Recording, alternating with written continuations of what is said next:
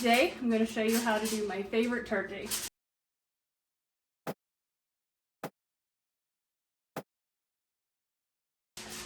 So first, you want to line your roasting pan with really long sheets of tin foil.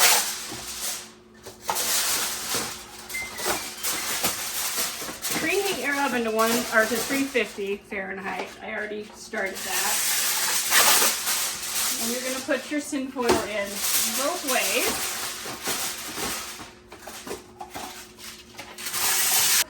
Take just some pan spray and spray the tin foil down just so it doesn't stick as much to your turkey. This is an old recipe I have had for years and years. Got it on the internet somewhere, not sure where. All right. Then you just want to pick up your turkey after you have washed it, and you should take everything out of it. It should be completely washed and cleaned out.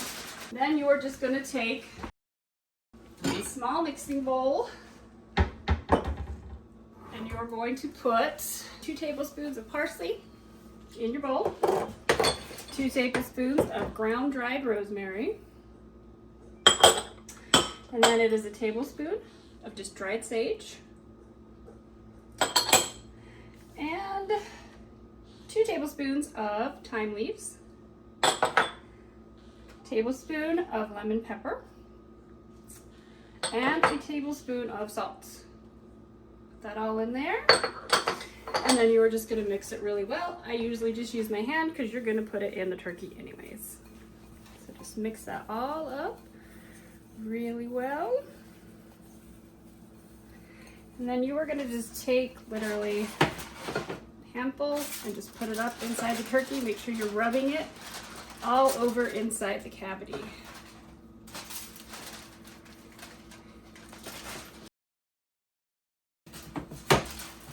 And then I use it all. You can sprinkle some on the top if you want. I usually just put it all kind of in there, and then just a little bit on the top if you want. And there's that. And then you're going to switch to your other ingredients. All right, so 2 stalks of celery. This also goes just inside your turkey. Chuck it in there.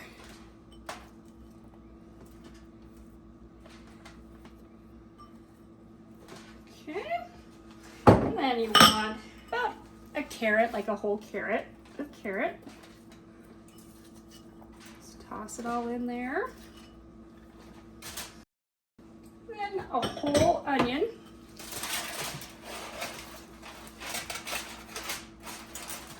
Now you don't want this to get too full, because the main ingredient and the best ingredient you want inside your turkey is 2 whole oranges cut into wedges. Just shove as many as you can into the turkey. And I usually just cram them in there so that they're starting to get the juice all over. The recipe only calls for 1 orange. I use at least 1.5, if not 2, depending on the size of the turkey. Because this is, I don't know why turkey and orange is so good, but I mean, you think lemon chicken is good. Orange and turkey is the best. So as you can see, the turkey is stuffed full. Nothing else can fit in him. Next, this is 1 3/4 cups of turkey stock. You want to pour it on your turkey, and then just kind of lift him up and get a little inside the cavity. Pour the rest over top. Then your final ingredient, and the most important, is a whole bottle of champagne. I use just a white champagne. Use whatever flavor you like. Pour it all over your turkey, and then make sure you get some inside.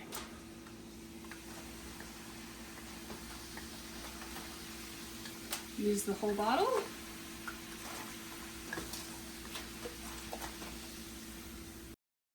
Now, you just make a tinfoil tent up over your turkey. Make sure that it is completely covered. I try to keep it up off the the skin of the turkey if they can. So now that your turkey is completely covered with tin foil, you've got a nice tin foil tint. Your oven should be heated to 350. Just go ahead and stick him in there. And you're gonna check on him in about 2.5 hours. All right, so this has been about 3 hours with this turkey. And it should be ready to pull the tin foil off. I usually just rip it rather than pulling out the whole turkey and just leave what's on the bottom on the bottom.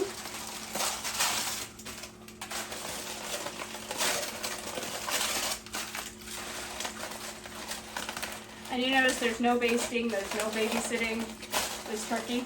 And even though I'm pulling the tin foil tint off now, it turns out to be the moistest turkey I've ever had. All right, and then you just put it back in the oven. This turkey does have one of the little pop-up things. I'll turn it around so you can see. So literally you just put it back in, the skin's gonna brown, and when that pops up, it's ready to go. It's done.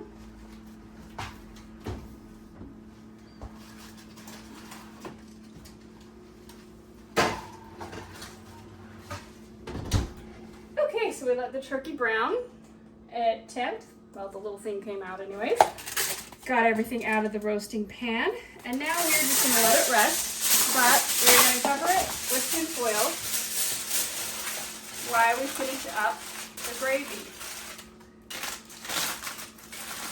All right, so I have got 5 cups in here of the drippings from the turkey. You are gonna bring that to a boil. All right, now that your drippings are boiling, you are gonna take 1 can of cream of chicken soup, put that in there.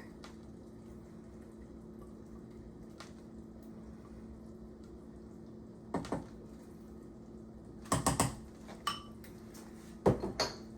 then you are going to take a 1/2 teaspoon of black pepper, a teaspoon of seasoned salt. Yes, 1 teaspoon seasoned salt, I am right. And a 1/4 teaspoon of garlic powder. And then you're just gonna keep whisking all of that together. And then you want to just bring that down so that it's not boiling anymore. So you're just gonna reduce your heat. And just keep stirring so everything's going together. Okay, once it comes back down, so it's just about a simmer, you're gonna take a cup of milk that you have heated just to lukewarm in the microwave. Okay, and then you're gonna take 1/3 cup of flour that you have whisked, or just kind of fluff it with a fork so it doesn't have any lumps in it. And just remember to keep stirring that so everything's all whisked together.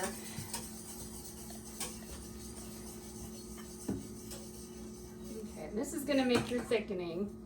So you wanna just gradually add your milk in there as you're whisking.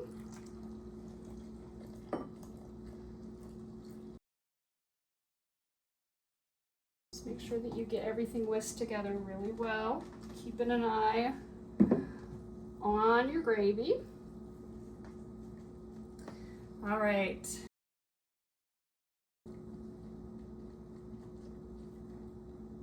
Now we are going to turn this back up to a boil now that it's come down to a simmer.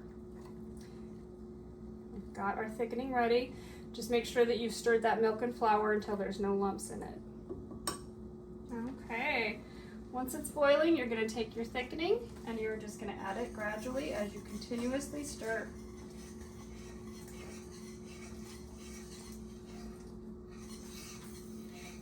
And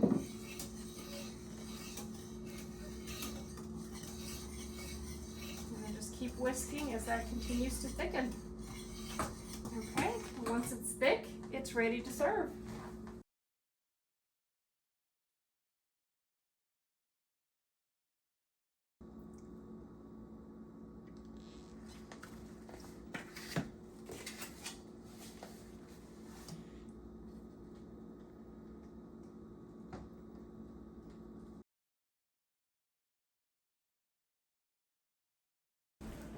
Okay, it is ready. pair it with whatever you want. Great for Christmas, Thanksgiving, whatever you want. The cat thinks it smells good. I always put the gravy on the mashed potatoes and on the meat. So good. And the turkey is so moist and so good. I don't know if I can get a piece of it. I don't have a knife. But, so good.